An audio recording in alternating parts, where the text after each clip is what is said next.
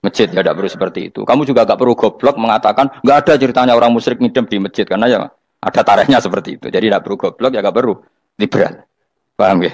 Kalau kamu bilang wah, naono wong musyrik oleh nginep di masjid, kamu liberal. Padahal konteksnya dulu memang nggak ada hotel. Tapi kalau bilang nggak sama sekali juga goblok karena sejarahnya pernah ada. Milih nanti goblok apa liberal? Apa milih jelas? Nggak milih aja, ngaco aja. 01 apa 02 apa 00. Milih mana? Goblok, liberal, nggak milih. Nah, ketika Jubair bin Mut'im itu datang, delalah Nabi itu sholat maghrib ngimami. Nabi baca surat Wattur wa kitabim mastur fi rabbim mansur wal baitil ma'mur. Kemudian di pertengahan surat At-Tur itu kan ada ayat yang menurut saya itu sangat bagus.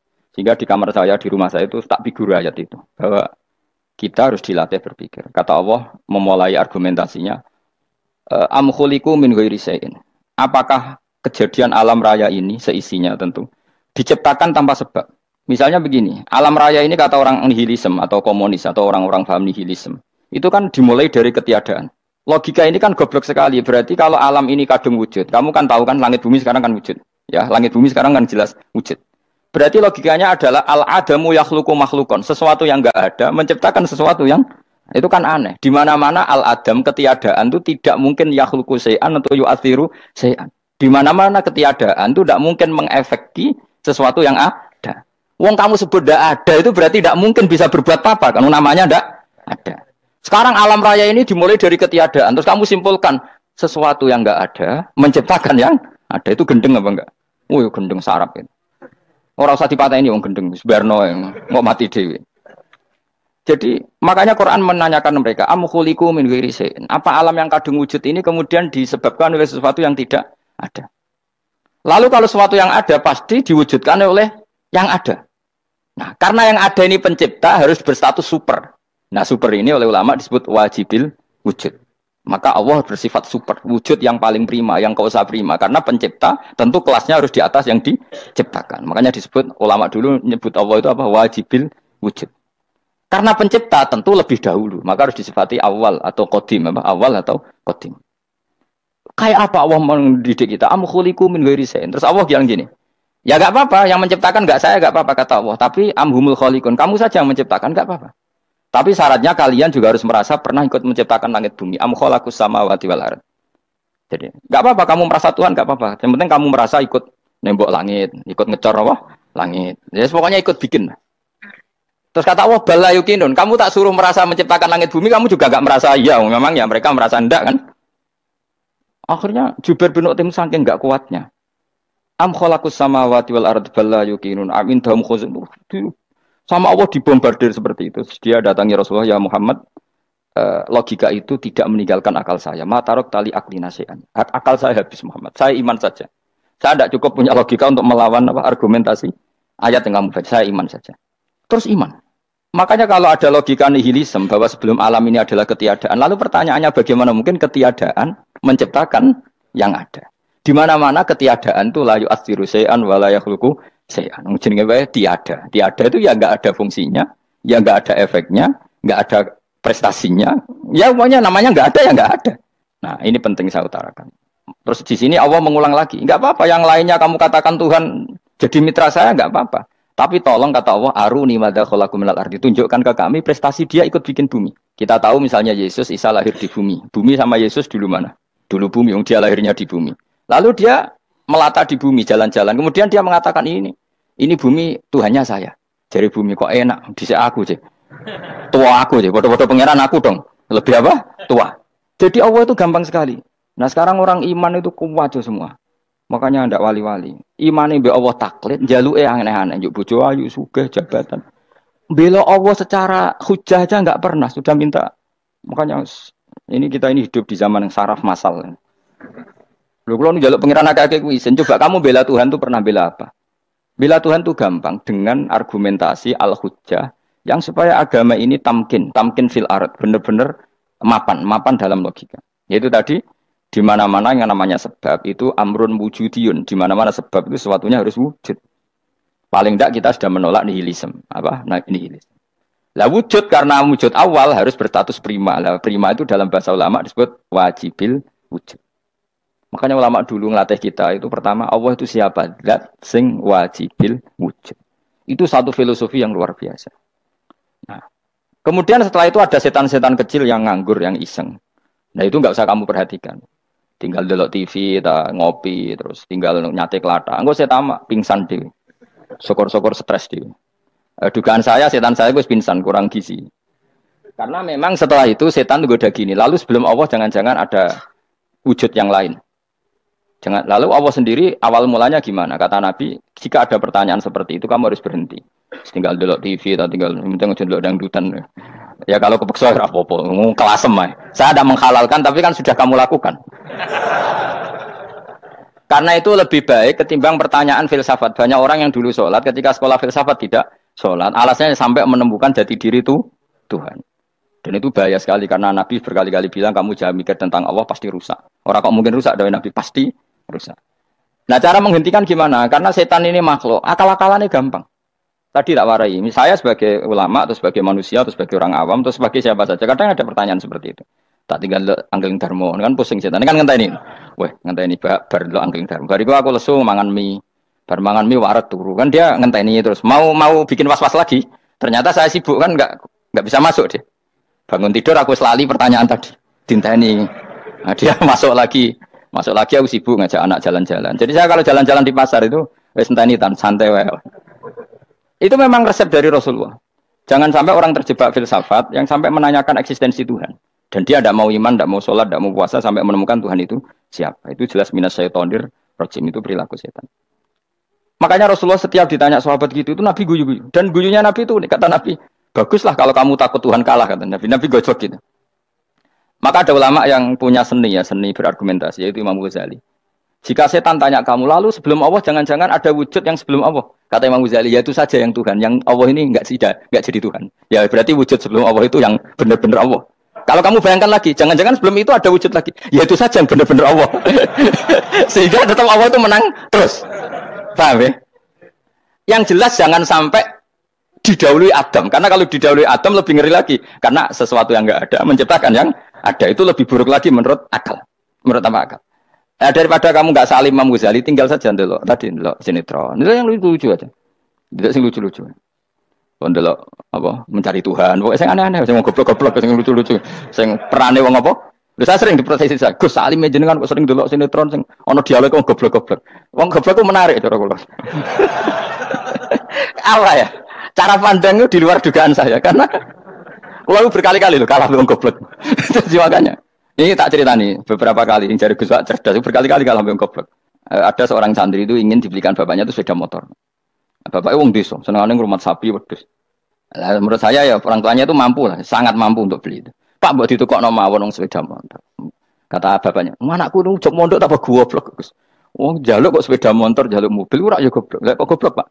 Jenenge donya iku Gus, sing lahirno donya kok sapi iku ndek anak, wedhus ndek anak jenenge donya. Di mana-mana jenenge donya sing lahirno donya. Iki donya kok mangan donya. Mergo motor iku kan tuku bensin, mobil.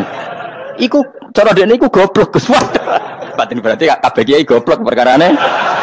Tuku donya sing ngentekno donya. Cara dekne donya iku sing lahirno donya. Batin kok pinter iki batin. Untungnya saya ini ulama ya, ahli tafsir ya malu. Sebenarnya kalah itu ya malu.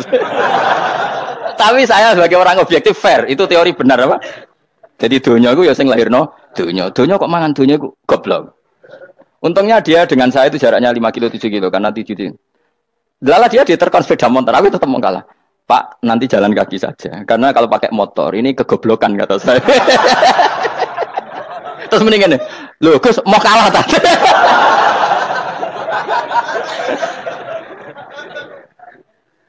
Wah kacau. Singkat cerita dia bersikeras nggak mau beliin sepeda motor anaknya karena di mana-mana dunia gue sing lahir no dunia nggak boleh dunia kok mangan. Ini satu kegoblokan yang agak ilmiah tadi.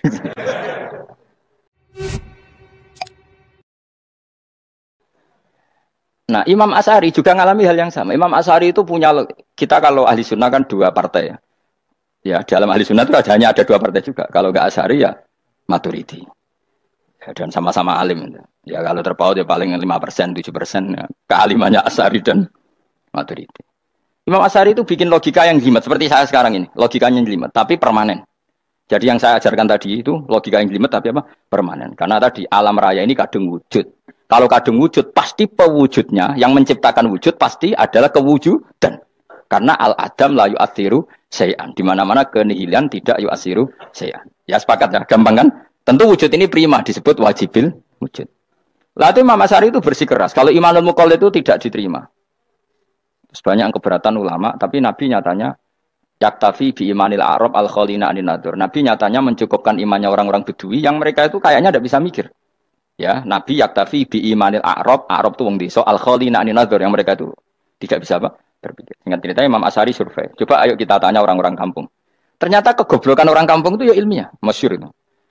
Imam Asy'ari saja harus belajar dari wong awam, wong goblok-goblok. Kita kok ingin ya Badawi bima araf tarubak. Kowe kok iman be Allah itu bima araf tarubak. Lalu kamu tahu Tuhan kamu atas nama apa? Dengan logika apa? Jawabnya enak. Al-ba'ratu tadullu 'alal ba'ir wa atharul aqdam yadullu 'alal masir. Angger ana tletong ya ana ontane. Angger ana bekas delamaane wong ya ana sing bar liwat. Jadi misalnya ada bekas teracak anjing, berarti anjing habis liwat. Ada bekas apa ular ya berarti ular harus liwat. Ada bekas teracak manusia ya berarti manusia habis liwat. La wa hadzal alam atharun min athari qudratillah. Alam iki bekas, mesti ana sing gawe. Jadi Mas Ari pinter juga, mesti logikane gak jelimet tapi agar ana tletong, ana sapine. Ana teracake wong berarti ana sing bar liwat. Dene ngomong gampang wa asarul aqdam ya dulu alal masir. Nah, terus Imam Asy'ari habis itu ngendikan, ya sudahlah dengan logika apa saja. Meskipun karena zori hadal Arabi bagaimana cara berpikir Bedui ini, sementing ada nazar. Apa ada nazar. Ya nazar apa saja. Misalnya orang ahli matematika mungkin bilang angka dimulai dari 1. 0 itu akal-akalane Khawarizm. Mereka ini kebingungan nulis 10. Tapi tetap angka itu dimulai dari 1. Kalau misalnya 1 untuk mecah kesulitan ya harus dimulai 0,1. Tidak bisa 0 tok. Jadi 0 dulu itu untuk mematahkan kalau jumlah itu tidak sampai 1.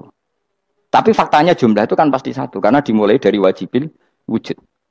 Khawarizm itu ya pintar matematika. Saya juga punya ilmu hisabnya Khawarizm. Itu kan dia karena kebingungan angka pecah. Misalnya 1 tidak sampai 2. Mau tidak mau harus ditulis 1,5 misalnya. Paham ya? Lalu kalau sebelum 1, tetap dia harus 0,5. Lalu hakikat 0,5 itu kan bagian dari wujud apa bagian dari Adam? Tetap bagian dari wujud. Jadi 0,5 itu kan khayal kuliah. Tak warai ya. Mungkin saya ada ahli matematika ala wong kampus. Tapi saya tahu Kang, ala Islam itu lebih gampang. Misalnya gini. Sesuatu itu kadang kamu putuskan itu satuannya 1. Tentu ketika separuh kamu katakan baru separuh. Tapi sebetulnya ketika satuan itu kamu katakan 10, yang separuh itu sudah 5. Itu kan terserah sing bagi, no? Terserah sing bagi. Ya iya dong, misalnya 1 juta, 5-nya artinya apa coba? 500 ribu kan. Sekarang kalau 100 ribu, 5-nya jadi berapa? 50. Kalau 1,5 jadi. Nah itu kan terserah satuannya apa? Tapi tetap dari 0,5 itu tetap menunjuk sesuatu yang wujud. Yaitu 5-nya sebetulnya apa? 5 yang separuh tadi. Paham sih kalau maksud? Tetap nggak bisa sesuatu dimulai dari apa? 0. Nah, makanya kata Abdul Hamid Khan kalau dalam mendidik tauhid, itu gampang saja tadi. Alam raya ini kadung maujud. Kalau kadung maujud pasti disebabkan oleh sesuatu yang wujud. Karena wujud pencipta harus berstatus prima. Lah prima ini atau premium ini kita sifati wajibil wujud. Atau kamu katakan apalah kausa prima atau musabibul asbab. Nah kelirunya kita dalam berislam itu, kritiknya para ulama, kita ini nyebut Allah dulu baru menceritakan status Allah. Kalau zaman Nabi itu dibalik. Status wajibil wujud itu kita terangkan dulu, baru yang oleh Islam itu namanya Allah. Paham ya? Kan beda, misalnya gini logikanya gini, kamu ketemu orang ateis. Saya ulang lagi, kamu ketemu orang ateis, terus kamu ditanya, lalu alam ini yang menciptakan siapa? Allah Jalla Jalaluh. Mesti kan tanya, man huwa Allah itu siapa? Kalau dulu Islam mengajarkan enggak gitu. Surat pertama turun apa coba? Iqra. Iqra itu enggak nyebut kata Allah. Iqra bismi rabbika. Rabbika itu siapa? Alladzi khalaq. Sebutlah nama Tuhan. Yang berhak menyandang Tuhan adalah zat yang pencipta. Itu tidak ada kata Allah. Di surat Mudatsir, surat kedua, ya ayyuhal mudatsir kum fa'anzir wa rabbaka fakabbir. Bukan Allah fakabbir, wa rabbaka fakabbir. Sehingga cara berpikir gini dibalik. Sebutlah Tuhan kamu. Tuhan itu siapa? Yang berstatus Tuhan adalah zat yang berstatus pencipta. Nah, lalu pencipta ini oleh Islam dinamai Allah. Kalau orang ateis kamu langsung bilang Allah, man huwa Allah. Berarti pertanyaannya Allah itu siapa? Lalu kamu jelaskan Allah adalah pencipta. Allah adalah wajibil wujud. Tentu lebih gampang kamu terangkan. Makanya Al-Qur'an nerangkan amkhuliqu min ghairi syai'in. Manane saya di sini manane ya Allah, apa? Allah. Apakah mereka diciptakan tanpa pencipta? Tentu setelah Islam tahu itu namanya siapa? Allah. Paham ya? Kalau balen malih. Jadi sebetulnya Quran itu ngajari kita itu ilmu mantek yang luar biasa. Misalnya ya Yuhanna su'budu siapa? Rabbakumul ladzi khalaqakum walladzina min qablikum. Sembahlah Tuhan. Tuhan itu siapa? Pencipta kamu dan pencipta orang-orang sebelum kamu. Lalu Tuhan ini oleh Islam dinamai. Tapi kalau langsung kamu bilang ke orang ateis atau orang Uni Soviet, Allah itu Tuhan. Allah itu siapa? Sebab itu di beberapa ayat dijelaskan dulu status Allah. Sifatnya Allah, keakhasan Tuhan. Yang dikatakan Tuhan adalah zat pencipta. Kalau tidak pencipta berarti tidak Tuhan. Sekarang Yesus pencipta bumi apa enggak? Enggak, karena dia lahir sudah di bumi. Begitu juga Fir'aun. Fir'aun itu kalah telak sama Nabi Musa gara-gara logika ini. Ketika Nabi Musa ditanya Fir'aun, "Wa ma Rabbul Alamin?" Lalu Tuhan itu siapa? Kata Musa, Rabbus samawati wal ardi, yang nuhani langit dan bumi. Jadi Fir'aun, enggak, ma'alim tulakum min ilahin wa irisa, jalan-jalan kemana-mana yang dikatakan Tuhan oleh masyarakat saya. Kurang ajar Fir'aun. Terus kata Musa, ya Tuhanku yang di langit. Terus manggil Haman masyhur, ya Haman ibn Ili sorkhalla ali abluhul asbab samawati fa'attoli ila ilahi Musa. Haman, bikinan saya piramida yang tinggi, aku akan lihat Tuhannya Musa. Ada enggak di sana? Padahal misalnya munggah tenan di pangeran ra iso didelok kan repot Nabi Musa. Wah payah ya, nggak piramida nginceng pangeran teprak itu kan. Akhirnya Musa pakai logika. Ya sudah gini saja. Rabbukum wa rabbu abaikumul awwalin. Yang menuhani nenek moyang kamu yang dulu-dulu. Mau itu langsung fabuhita Fir'aun. Fir'aun tuh kaget sekaget-kagetnya. Dan para punggawa Fir'aun sadar. Wah kalau Fir'aun yang Tuhan, babanya tanpa Tuhan. Kan Tuhannya balita kan gitu kira-kira. Tuhannya balita. Tuhannya barulah. Itu kan jadi logika yang mematikan. Kalau Fir'aun Tuhan berarti babanya dulu yang wujud itu tanpa Tuhan. Karena Tuhannya baru lahir. Ini ada Tuhan kok datang terlambat ini kan. Akhirnya para punggawanya Fir'aun iman. Macam gendeng ya, Fir'aun itu gendeng. Itu pentingnya logika. Rabbukum wa rabbu abaikumul awwalin. Nah sekarang orang tuh nggak belajar logika. Iman bi Allah orang mantep ning ati, ijek iso diguncang setan, jalukane wis aneh-aneh. Jaluk swarga, jaluk gak mutu jarane. Gak mutu. Makanya banyak wali kalau ditanya, kamu masuk surga sama sholat milih mana? Milih sholat. Kenapa milih sholat? Di surga itu demi khadun nafsi saya, poya saya. Tapi kalau saya sholat itu untuk hakku. Saya sebagai hamba, identitas kesejatian saya adalah menghamba. Soal nanti Allah bikin bonus surga silahkan. Maka sebenarnya masuk surga itu ada urutannya. Sebagai orang alim saya urutannya adalah berkampanye sesering-seringnya membuat logika supaya orang mudah ke Allah dan Rasul. Makanya di Quran tuh gak ada orang disuruh masuk surga dulu itu ya Tuhan nafsul mutmainnah irji'i ila rabbiki. Kamu kembali ke Tuhan kamu dulu. Bahwa kamu makhluk yang butuh Tuhan. Fadkhuli fi ibadi. Kamu masuklah berstatus hamba dulu. Kesetatusan Anda sebagai hamba ini matangkan dulu. Bahwa saya ini hamba. Dibuktikan dengan suka sujud, suka ngamal, suka sedekah, suka tawadhu. Saya sebagai orang alim sebenarnya gak suka mulang. Karena takut. Nak kue pinter kok nyanyi aku, nak goblok sawangannya metodeku gagal kan dua-duanya ini merugikan saya sebetulnya. Saya ulang lagi ya, nak kue pinter kayak nyanyi aku, kan ya mungkin juga senajan rodok mokal mungkin, sanggup aja rodok mungkin. Pemenang nak sing ndik kan yo, biasanya hasut ndik. Mau itu sebenarnya rugi semua, tapi Allah yang memerintahkan hak wong alim kudu mulang. Perhitungan itu tak buang semua. Sing ape nyanyi nggih monggo, sing tetep goblok nggih monggo. Pokoke Allah ngutus mulang ya napa? Mulang. Meskipun tadi potensinya itu dua-duanya buruk, sing alimnya ini. Kemudian nak mubalek terus didol ilmu kurang atau royalti tambah parah lagi. Nah aku nggak pakai logika kelas, pakai logika selesai semua. Disuruh Allah ya sudah.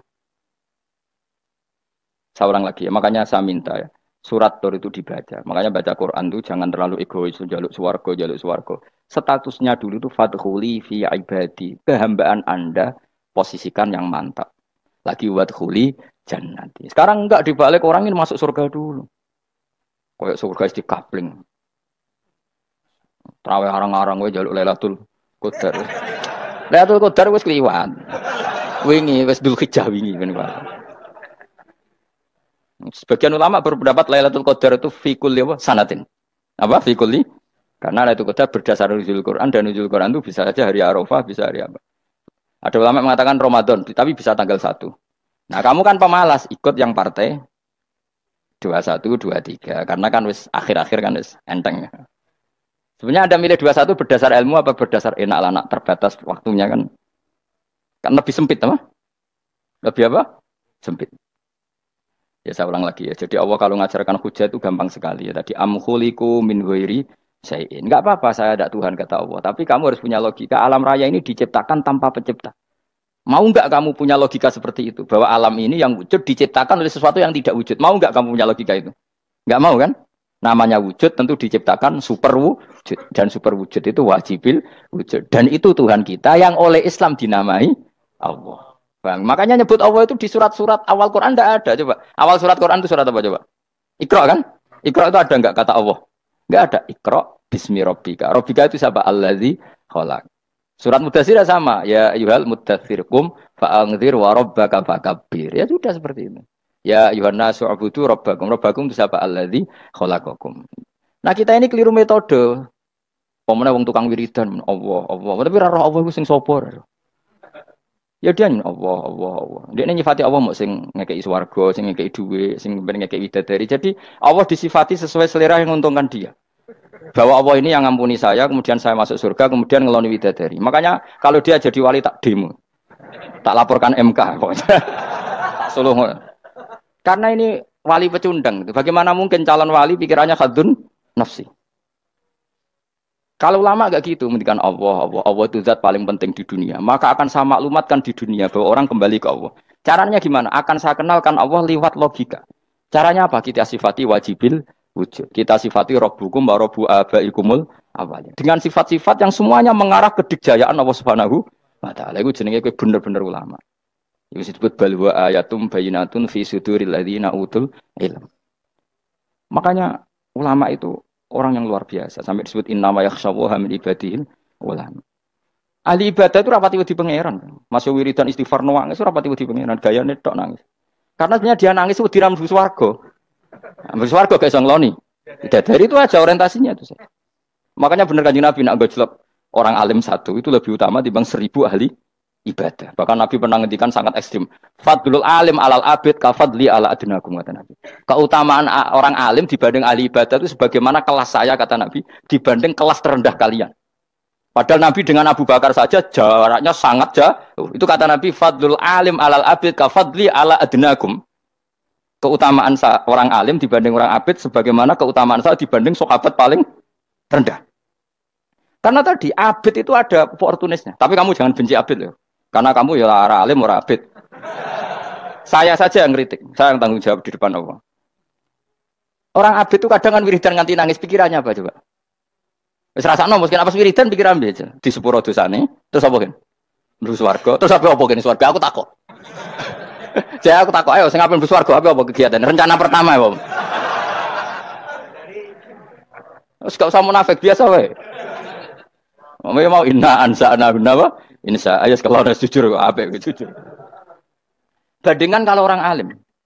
Orang alim itu ketika nyebut Allah itu iri ya Allah. Kenapa di dunia ini ada makhluk lain yang menandingi engkau? Saya tidak ridho.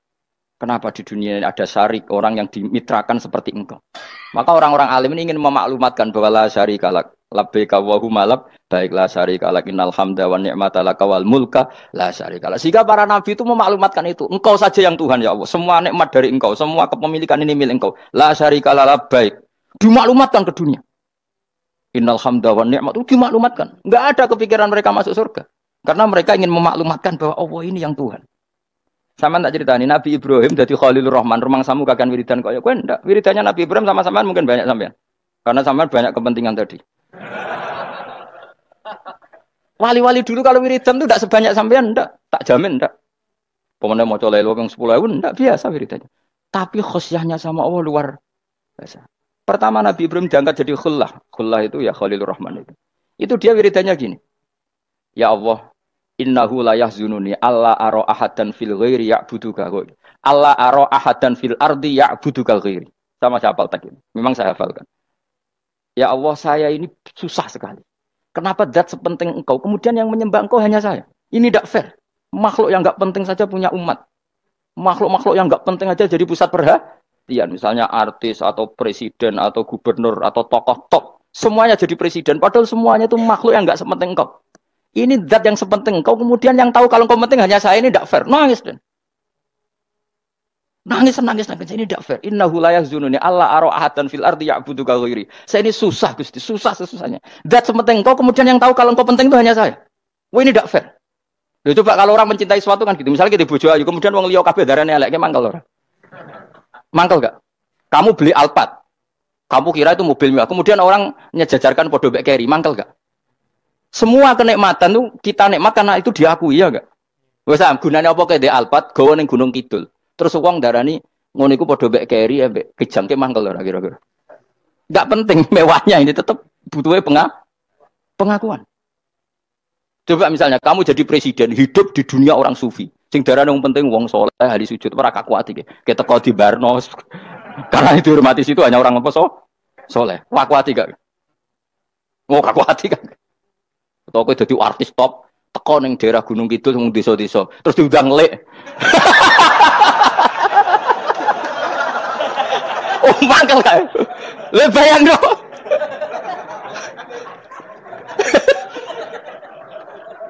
Oh, kamu menteri top, menteri BUMN barang dolan itu iso diundang le. Mados walang le ngono. Oh mangkel.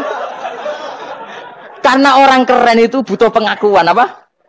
Wes misalnya di bojo ayu terus wong liya kabeh darane eleke mangkel gak? Sebetulnya orang merasa nikmat itu karena pengakuan. Bayangkan andaikan orang itu melihat Alphard itu tidak wow. Orang punya Alphard gagah enggak? Oh enggak gagah. Kalau orang lain enggak bilang apa? Oh. Ya mau misalnya digoning desa terus. Orang desa nganggap kamu model tepak terus. Terus saya mau. Badhe numpang wedhus kula angsal Pak.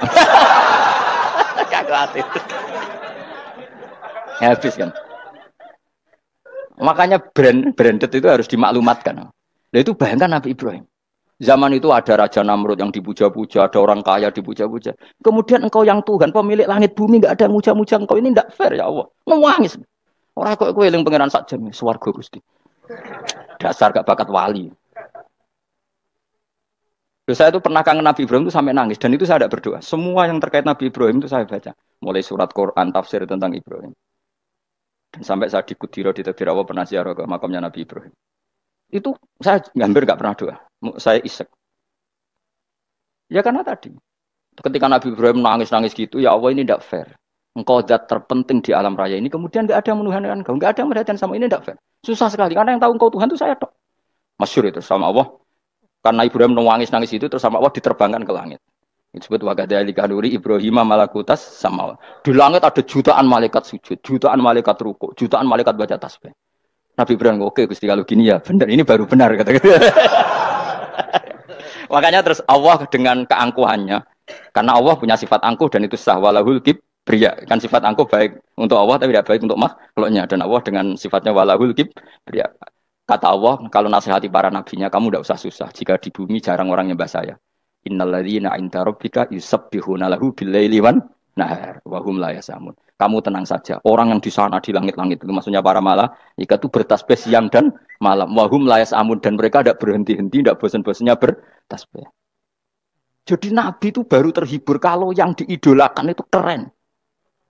Itu nabi, itu wali kutub, itu wali. Kamu enggak nyebut Allah itu. Sebenarnya kamu kan enggak ingin kan bangun malam ingat Allah. Berhubung utamu akeh. Terus Allah mbok libatno, mbok nyaur kan sebenarnya itu. Kamu ingin jadi bupati. Sebenarnya kamu enggak kangen Allah. Kamu ingin jadi bupati. Terus Allah mbok jak koalisi kan gitu. Terus malam-malam Allah, ya Allah ini hambamu ya Allah minta ini. Sebenarnya kamu kangen Allah apa kangen keinginan kamu? Terlalu menyindir banyak orang. Ya, maksudnya ini cerita saja. Ya sudah ini kayaknya kok banyak yang tersindir. Tapi ini kan ngaji. Yang ngaji itu harus naik kelas. Ya sudah tidak usah diteruskin kok banyak yang tersinggung. Ya sudah tidak usah diterusin. Walau akhidu mau mengalap sapa Allah anas saya manusa bima kan perkara kasabuka nglakoni sapa anas. Minal ma'asi sing pira-pira maksiat. Mataroka. Mongko ora ninggal sapa wa ta'ala dzuriya ing atase ndhuwure artayil ardi min dabatin saking kewan apa wae. Nasama tegese kewan tadubu kang melata punah sama alih ing atase arat. Kalau saja Allah ingin merusak manusia karena dosa-dosanya, pasti tidak disisakan beberapa sesuatu yang jadi kebutuhan manusia, termasuk dabam. Misalnya enggak ada hewan, enggak ada tanaman, enggak ada apa saja di bumi. Karena Allah ingin mengadab manusia. Tapi nyatanya di balik mereka maksiat tetap fasilitas kepentingan manusia ada. Karena sifat ghafurnya Allah, sifat rahmannya Allah. Walakin yu akhiru tetapi ini ngakhirna sapa wa hum wong akeh ila ajalin tumeka maring batas musamman kang wis ditentono. Ayyamil kiamat tegese dina kiamat. Fa idza jaa mengko nalikane teka apa ajaluhum ajale wong akeh fa inna wa mongko satuna wa ta'ala iku kana ana sapa wa bi ibadihi kan kawulan apa basiran dat sing mirsani. Fa yujazi mongko males sapa wa ing wong akeh ala amali ing atase ngamale wong akeh. Carane ngemales Allah tentu profesional atau prosedural fi isabatil mukminin kelawan ganjar wong mukmin wa iqabil kafirin lan nyiksa wong kafir. Ya jadi Quran itu gunanya ya membuat logika yang benar supaya orang itu menghindari kesalahan. Jadi menakut-nakuti itu kalau nggak harus tentang neraka, takut dari kesalahan, takut dari kebodohan. Kan kita juga takut kan punya pemimpin yang salah, takut punya kasus, takut kepleset. Ketakutan tidak harus dari neraka. Makanya saya berkali-kali bilang, saya sering dulu dinasihati Mbah Mun, hak, enak kepen alim, ojo sering mau tafsir, mari goblok dari Mbah Mun.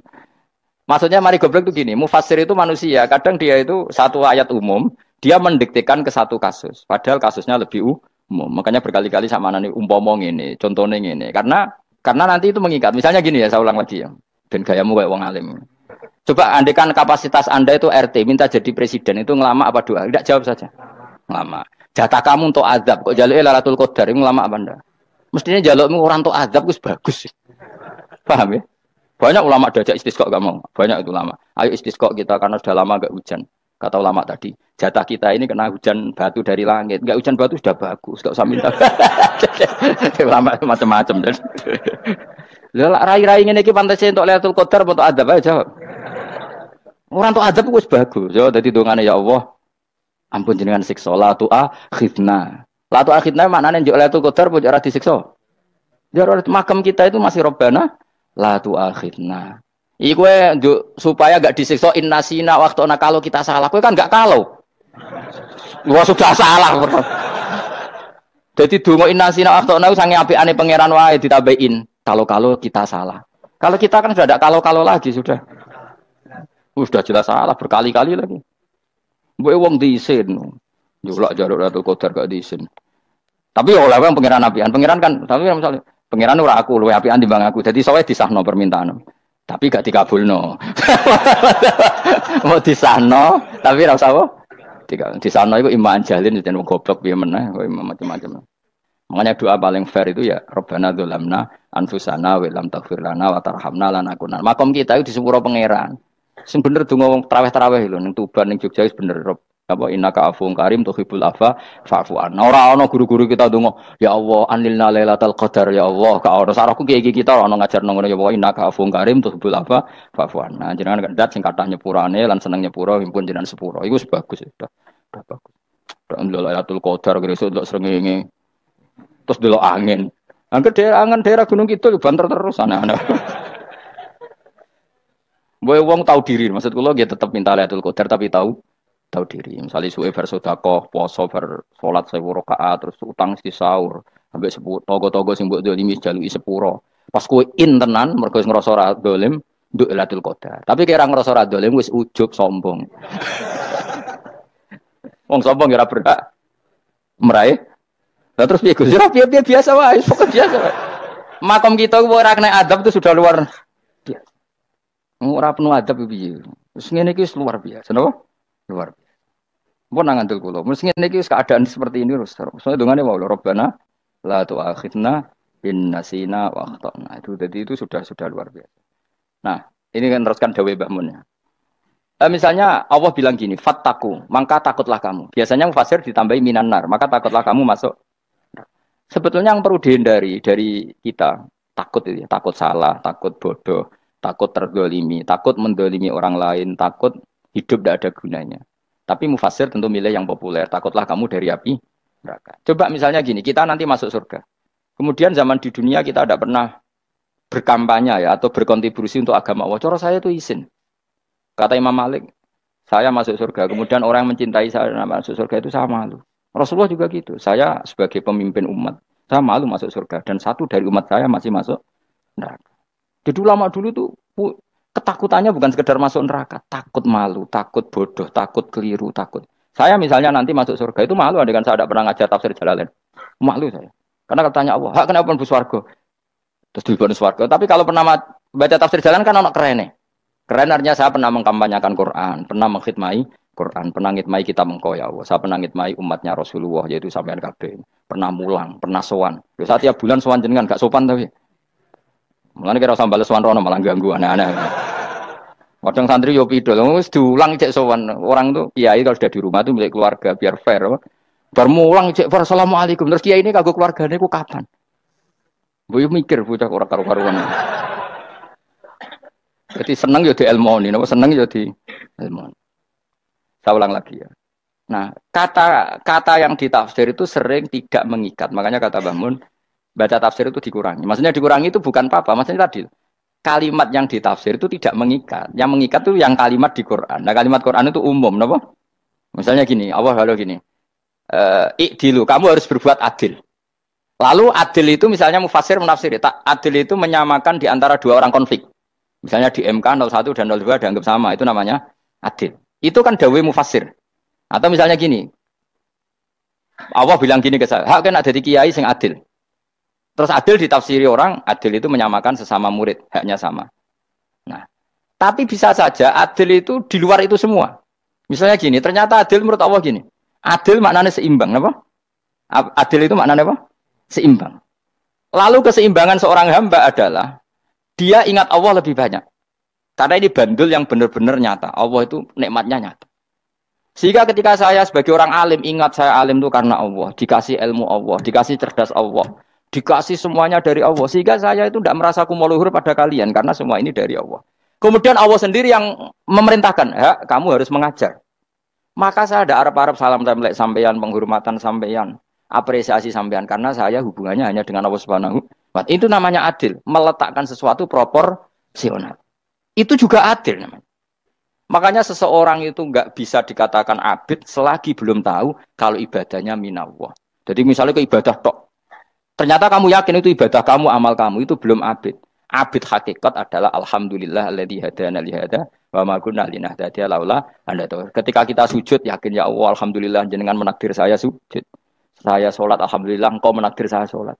Sehingga minallah dulu pikiran itu semua kebesaran kemendahan ini minallah dulu. Baru setelah minallah kita yakin billah. Setelah billah juga yakin ilaw. Wah. Misalnya gini ilawah itu. Setelah saya ngajar tafsir Jalalain, kepentingan saya satu. Hamba-hambanya Allah menjadi tambah mencintai Allah. Tidak mencintai saya. Enggak penting sampean mencintai saya. Makanya Imam Syafi'i tiap ngajar bilang begini. Waditu annal khalqa ta'allamu hadal ilma wala yahmadunani. Saya senang kalau kalian belajar fikih sama saya. Tapi kamu tidak usah muji saya. Jadikan fikih ini alat taqarrub kamu kepada Allah. Itu namanya minallah wa ilallah. Itu adil. Tapi adil yang dijelaskan ulama beda-beda tadi. Ada mengatakan adil adalah proporsional antara murid, antara keluarga dan murid. Meskipun kamu senang mulang, jangan merantarkan keluarga. Itu udah adil. Itu kan versi, no? Maksudnya Mbah Mun, kamu jangan terjebak versi-versi dalam tafsir. Paham ya? Karena Allah hanya ngendikan i'dilu wa aqrabu. Paham ya? Tapi kan penjelasan adil ini orang versi. Paham ya? Ada yang nulis adil adalah meskipun mimpin masyarakat, ya ingat keluarga. Karena sing tukang wayo kan nafsirin adil adalah karena laki tidak cukup istri satu maka ayo kan yo repot nanti.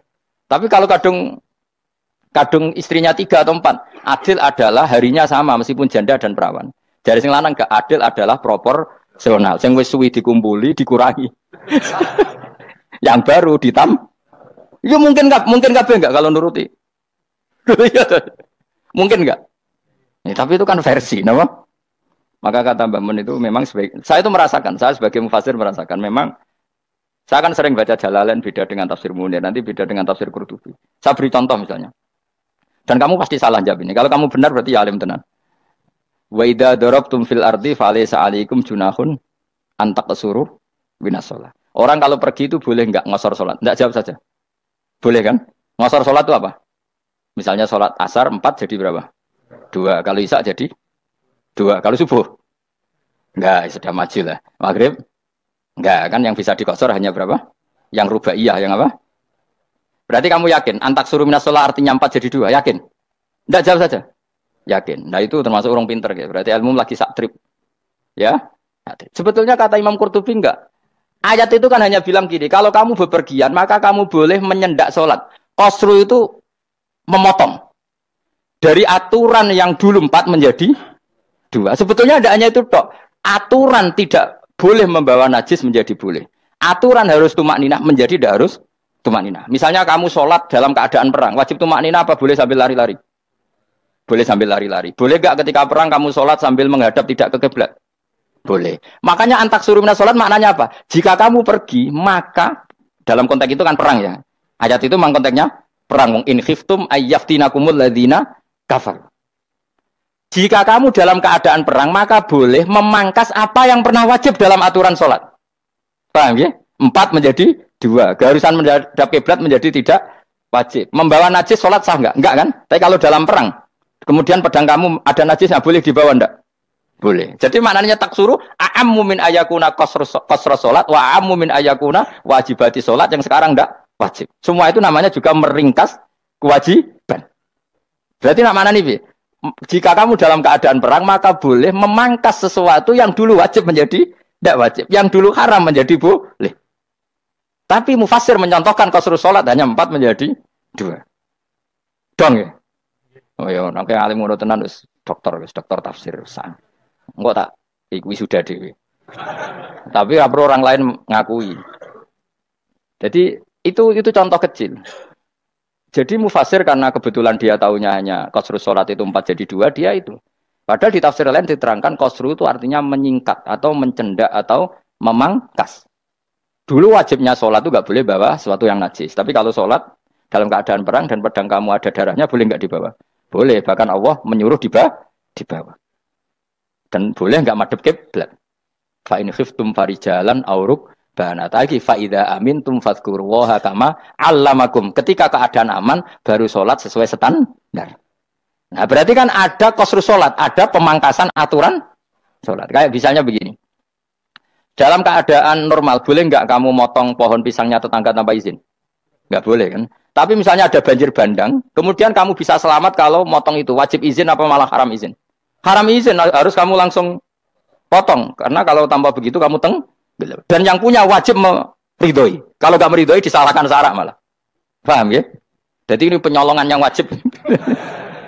Tapi tak sebab potong kayak ngelangihin, terus gedangnya mbok pangan, itu berlebihan. Karena Allah memaklumi hanya untuk ngelangi. Jebule wis menisan lah itu di luar izin syariat apa? Di luar izin syariat. Itu melampaui batas itu.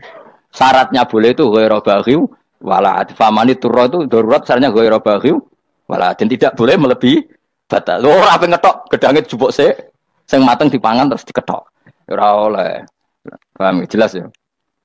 Makanya kalau ngaji tafsir ya saya kan berkali-kali ada makna di tafsir Imam Suyuti saya tambahi umpamanya ini. Maksudnya umpama itu supaya contoh itu tidak mengikat. Jadi yang disebut beliau itu satu dari sekian potensi ribuan contoh. Ya kayak tadi misalnya antak suruh minas sholah. Itu umumnya ulama membayangkan qasru sholat yang 4 jadi 2. Padahal enggak, maknanya meringkas aturan dari wajib menjadi tidak wajib. Bahkan sebagian aturan itu dikatakan haram, tidak haram.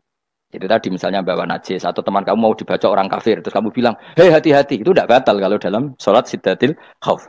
Paham ya? Jelas. Semaju lah. Malam telu likur Lailatul Wah wis gumen mbek wong-wong bingung ora ilmune wong-wong. Ma unzira abahum lam yungzaru tegese ora den kei wedi sapa ngake fi zamanil fatrah ing dalam zaman fatrah. Ya sama seperti ini. Orang tidak mendapat ingzar itu fi zamanil fatrah, zaman enggak ada rasul. Tentu tidak hanya itu tok. Ada rasul tapi orang itu jauh dari komunitas ulama. Itu juga termasuk orang yang tidak mengalami ingzar. Jadi tidak mengalami ingzar bisa di zaman fatrah atau sudah ada rasul tapi dia jauh dari ulama atau jauh dari komunitas Islam. Itu juga komunitas yang tidak mengalami ingzar. Fahum mengkote wong akeh kaum iku khafidun lali kabehane iman sing iman parustilan bener. Ya contoh paling gampang itu nak dawuh yai mesti bener itu loh. Kalau kamu ngaji tafsir Jalalain ya yuhan nasu budu rabbakum. An-nasu biasanya tafsirkan kufaru Mekah, napa? Padahal di situ nas semua manusia apa kafir Mekah? Semua manusia. Cuma konteks dulu karena Nabi orang Mekah dan zaman itu yang diberi peringatan orang Mekah, Imam Suyuti bilang kufaru Mekah. Lah seperti itu kufaru Mekah mengikat apa enggak? Enggak kan?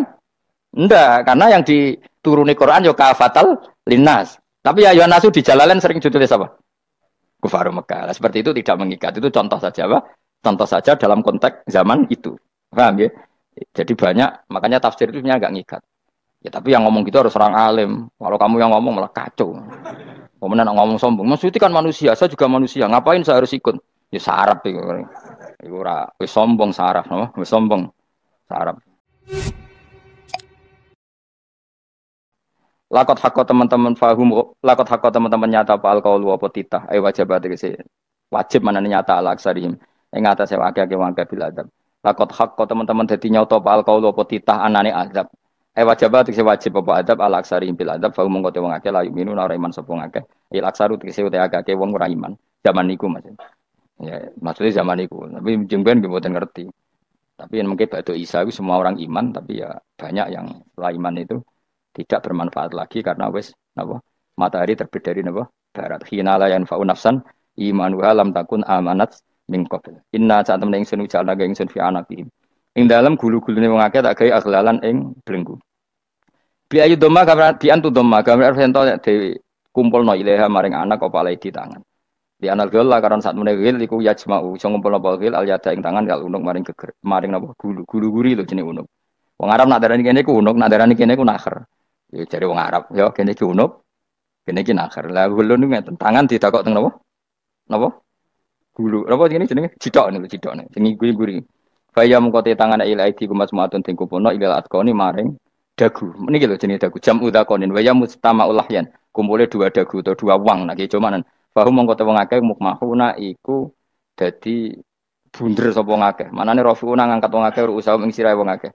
Lastatiu ora iso mampu sapa ngake khodaha ing ngendekno ruus. Menawa dhewe maksudi wa ta iki mutamsilun muk bayangan, muk tamsil gambaran. Mulane kula gumun mbek ulama riyen. Tak contohno ya, nek ulama dhisik ku top. Wong dhisik nek ndaren bun neraka digludungno. Wong kafir ku sampeyan digludungno ning neraka. Iku ya pancen ngalim tenan wong dhisik. Mergo gambarane ngene, ora usah praktekno sampeyan, praktekno saiki wae. Nek praktekno sampeyan kaya sampeyan mlebu neraka. Dadi ngeten wong nak lungguh ngene, wong Arab nak darani iki ason-ason. Terus ngeten. Ngeten. Niki jenenge apa? Dengkul. Dengkul itu kena dagu, terus tangan kena jidok. Dadi ngeten. Jadi wong wis dalam keadaan bunder. Paham ya? Lah malane malaikat karek nyaduk terus gludung-gludung ngono. Paham ya? Jadi mergo yo napa? Dengkul nempel dagu, paham ya? Tangan nempel jidok. Terus ditaleni. Paham ya? Terus ya karek gludung dong, malane wong kurang adane bun rokok iku. Oke bayangno saiki sampean ra usah, gak usah mlebu maksudnya, paham ya? Mulane ape mlayu ora iso, wis posisi ngono, paham ya? Sampeyan ra usah delok, maksudnya praktekno saiki. Orang delok lho. Lah dawuh Imam Suyuti wal muradu te kang den kersakno iku annahum sak temne wong akeh la anu nek ora tunduk sapa wong akeh imani maring iman. Wala faduna nek ora tunduk sapa wong akeh ora ndilukno ru'usahum ing sira wong akeh lahu krana iman. Iki tapi dawuh Imam Suyuti. Tentu tidak semua ulama sependapat. Jadi cara Imam Suyuti semua yang dikatakan Quran ini mau tamsil. Artinya mereka tidak tunduk, maknanya tidak menerima iman.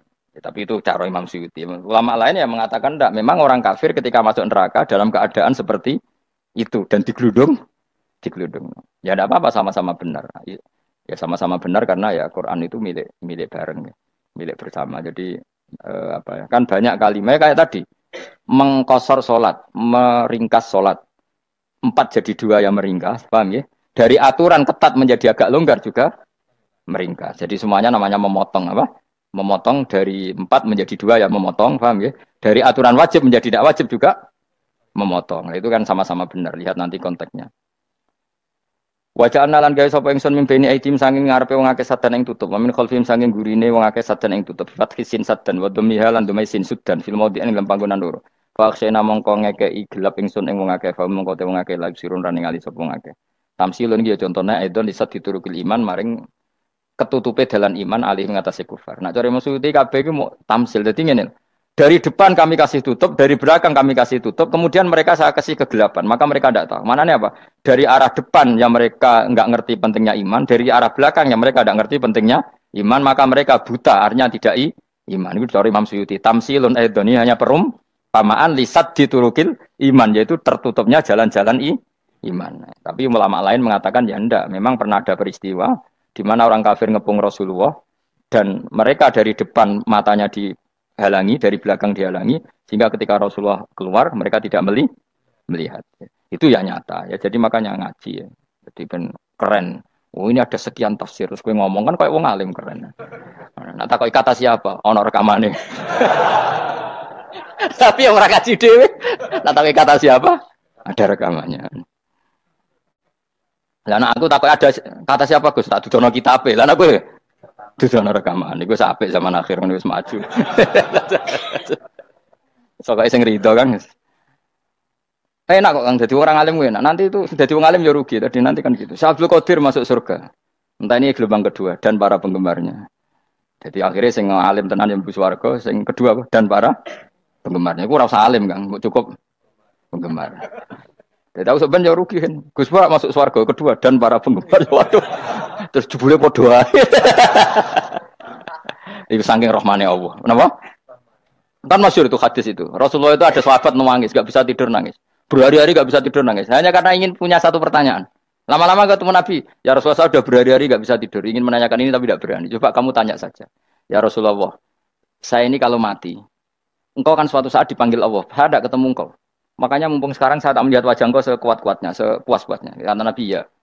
Terus, kenapa? Ya kalau engkau di surga, saya di neraka kan enggak ketemu lagi.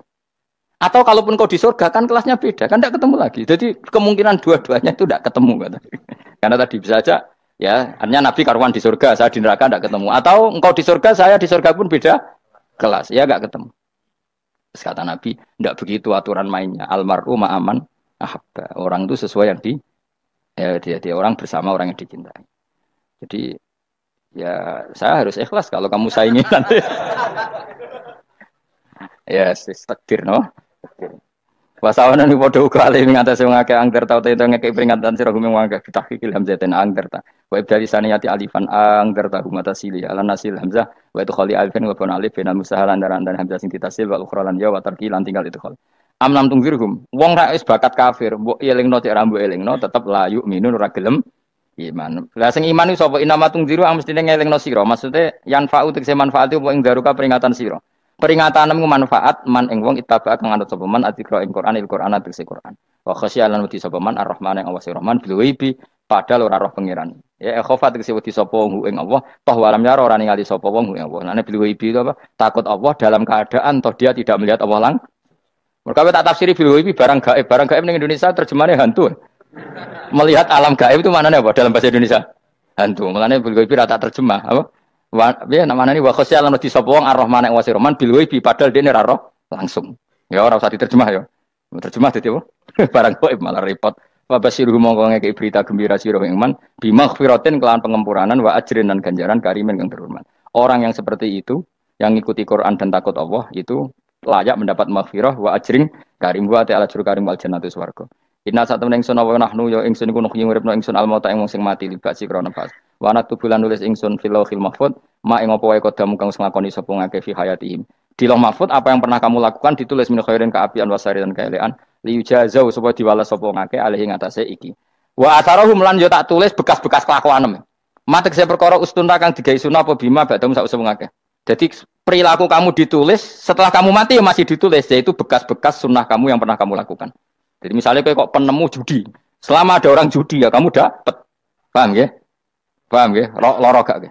Makanya ulama ngendikan dulu tubalil amwat, tubaliman mata wa matat ma'ahu dunubuh. Bejo wong mati, kemudian dosa-dosanya melok mati pisan. Maknanya dia mati dalam keadaan tidak pernah melahirkan sunnah keburukan, paham ya? Tapi bejo wong sing mati, kemudian dia meninggalkan sunnah kebaikan yang diikuti terus. Kok sampean ini lo bener? Gak paham jalan lah, gue jalan nggak turun ngaji. Sehingga sebenarnya anak gak paham lah ya gue. Lo kok gue jalan cung, bisa bapak rafam lah ya gue. Itu sudah bagus. Apa? Bagus. Berarti pokoknya anut anak ya anut. Pokoknya keren, pokoknya keren sama itu keren. Jadi nanti sebenarnya anak tuku jalan. Tak kok pak, kok tuku jalan? Bisa bapak aku neng lemari gitu no jalan. Lah tapi bisa bapak paham ya orang ya paham. Wes stop, stop. Jelas ya gitu. Anak tuh rumah angkot damu.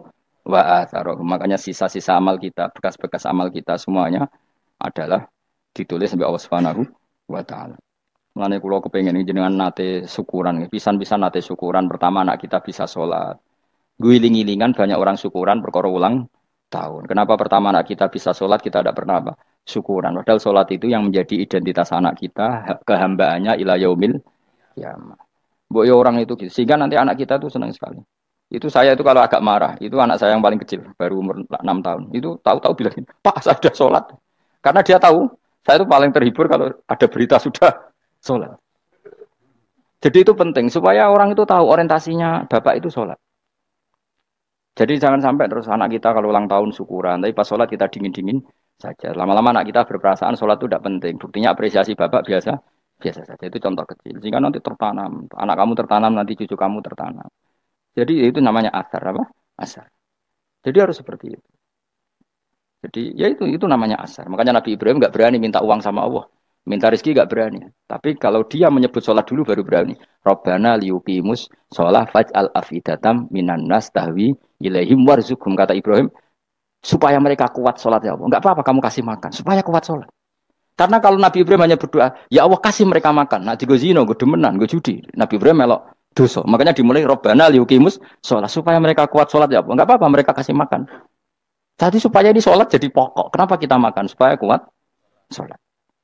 Andai kan Ibrahim hanya berdoa supaya kasih makan mereka. Kemudian kekuatan itu dipakai maksiat. Ibrahim kan ikut dosa. Itu sirinya kenapa doanya Robbana liyuqimus sholat. Ya. Jadi kata liyuqimus sholat didahulukan. Apa? Supaya mereka kuat sholat. Maka kasihlah makan. Kasihlah rezeki.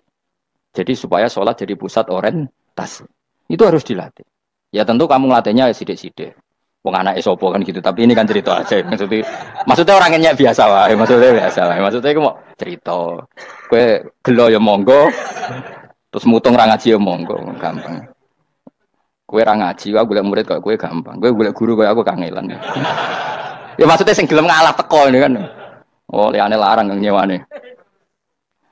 Wa asarohum lan bekas-bekasnya mereka. Makanya ketika Ahmad bin Hambal itu ahli hadis karena selagi riwayatnya dia dipakai orang tahu Rasulullah itu karena ahli hadis. Bener yang paling hebat tentu qala Rasulullah. Tapi apa artinya qala Rasulullah kalau enggak diriwayatkan ulama dari ulama sampai kita. Tapi apa artinya sampai kita nak gak ono sing ngalahi maca ngene iki. Mburohno maca ngene. Paham nggih? Ayo jajal ke tuku kitab Musnad Ahmad. Nak ra roh gubedi larang ngono to. Mergo ora ono sing maca ra roh isine paling kenangan apa? Gudi larang. Tapi baru kayak nasi mojo kemudian bisa. Ini juga asar. Cuman kau oleh niru, aku semati ngorek jalan. Oleh niru. Tapi ojo niru sesate.